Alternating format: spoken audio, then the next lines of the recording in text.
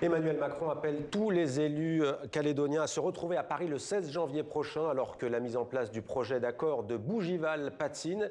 Les fractures politiques ressurgissent. Le renoncement du gouvernement français à organiser une consultation des Calédoniens sur l'accord contesté de Bougival a provoqué la colère des adversaires de l'indépendance. Les indépendantistes, eux, sont satisfaits, à commencer par Gilbert Thuénon, qui est notre invité. Bonsoir. Bonsoir. Soyez le bienvenu sur TV5 Monde. Vous êtes membre du gouvernement de la Nouvelle-Calédonie et membre de la délégation du FLN-KS, parti indépendantiste calédonien. Qu'êtes-vous venu chercher aujourd'hui à Paris? Vous arrivez tout juste de Nouméa.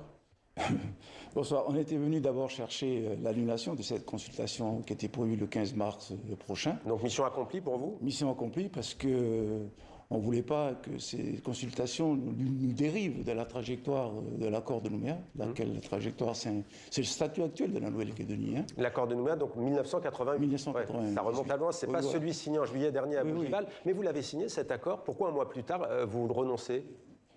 Ce n'était pas un accord d'abord, c'était un pré-accord. Un projet d'accord. Et les responsables qui étaient là à ce moment-là, le 12 juillet à Bougival, devaient rentrer en Nouvelle-Calédonie et donner les explications aux militants, aux responsables du pays, et revenir avec la réponse définitive. Ça n'a pas été le cas. Et donc, depuis lors, on a toujours dit que nous rejetons totalement l'accord de Bougival. Pourtant, simplement parce que cet accord ne s'inscrit pas dans la trajectoire de décolonisation qui était inscrite en 1990. Donc, pour vous, cet accord de Bougival qui mentionne un État de Nouvelle-Calédonie, un État associé, c'est une expression qui avait beaucoup fait tilter d'ailleurs de part et d'autre. Pour vous, ça ne suffit pas. Pour vous, il faut l'indépendance pure et simple de la Nouvelle-Calédonie. Ça ne suffit pas parce que la Nouvelle-Calédonie, c'est d'abord un accord entre l'État colonial et le mouvement de libération nationale qu'est le FLN-KS. Et cet accord de Nouméa nous inscrit dans une trajectoire qui amène la Nouvelle-Calédonie vers l'émancipation, autrement dit, vers l'indépendance. La question essentielle, c'est la question de la décolonisation. Oui, mais quand vous dites colonisation et décolonisation, vous insinuez donc et vous dites qu'il y a un statut différent aujourd'hui en Nouvelle-Calédonie en 2025 entre différents groupes de population? Non, c'est pas ça. C'est-à-dire que l'accord de Nouméa, elle a inscrit le pays dans... D'abord, ça a été une entente pour dire que le pays est un pays colonisé. Elle a eu la reconnaissance du peuple kanak à côté du peuple français. Et que la trajectoire pour qu'on soit ensemble, c'était d'aller petit à petit, de manière progressive, mais non régressive, vers l'indépendance de notre pays.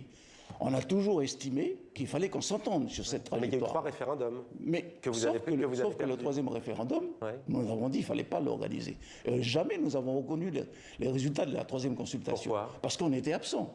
Vous ne pouvez pas consulter la population de Nouvelle-Calédonie, alors que la principale population intéressée, à savoir celle qui a été colonisée, n'a pas participé à cette consultation. Alors, Nicolas... Et donc, cette consultation, pour nous, elle est caduque. Elle vaut pour le bas. Nicolas Metzdorf, député macroniste de Nouvelle-Calédonie, membre autonomiste et régionaliste, mais opposé à l'indépendance, dit ceci: « Je trouve regrettable que l'État français recule face au chantage du FLN-KS par crainte de violence. La violence paye donc aujourd'hui face à une France faible. Que lui répondez-vous » Vous savez, le FLN-KS, depuis des années, quand les gens ne sont pas d'accord avec nous, on nous traite de terroristes, on nous traite d'émeutiers.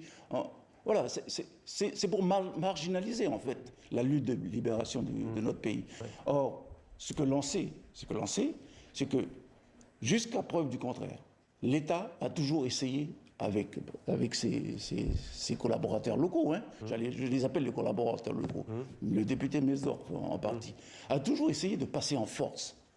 Parce qu'on sait pertinemment que l'avenir de la France dans le Pacifique passe par l'indépendance de la Nouvelle-Calédonie. Mais vous ne serez pas phagocyté par l'Australie et par des grandes puissances régionales? C'est un des arguments... C'est l'enjeu, ça. C'est l'enjeu. Sommes-nous capables, ensemble, de réussir enfin une décolonisation? Sans tomber dans le giron d'autres puissances de l'Australie, de la Chine. Sans tomber dans les excès, sans tomber dans les excès qu'on a connus par ailleurs dans des mouvements de libération. Nous, on a comment dire ça? On a misé sur le pari de l'intelligence. Il nous reste vraiment quelques secondes. Comment réussir, enfin, avec la France? 14 personnes avaient été tuées au mois de mai 2024. Est-ce que ça s'est apaisé en Nouvelle-Calédonie?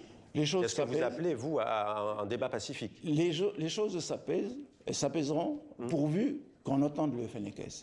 Pourvu qu'il n'y ait plus de passage en force. Merci beaucoup d'avoir répondu à nos questions. Gilbert Thuénon, membre du gouvernement néo-calédonien et donc de la délégation du FLN-KS en visite à Paris. Merci à vous.